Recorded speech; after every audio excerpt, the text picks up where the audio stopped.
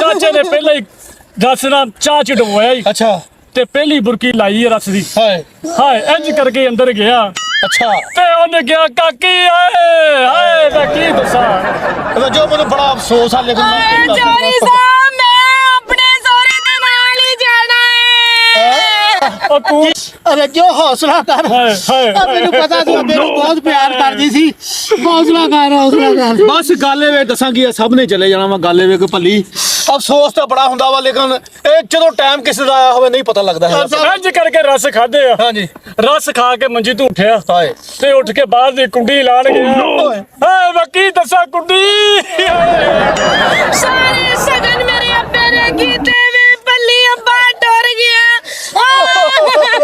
ਜੋ ਹੌਸਲਾ ਕਰ ਮੇਰਾ ਜੋ ਯਕੀਨ ਗੱਲ ਮੈਨੂੰ ਬੜਾ ਹੀ ਅਫਸੋਸ ਪੱਲੀ ਅੱਬਾ ਟੁਰ ਗਿਆ ਇਹ ਕਿੰਨੇ ਕੁ ਵਜੇ ਫੌਤ ਕਿੰਨੇ ਕੁ ਵਜੇ ਹੋਇਆ ਇੰਜ ਕਰਕੇ ਉਹਨੇ ਕੁੰਡੀ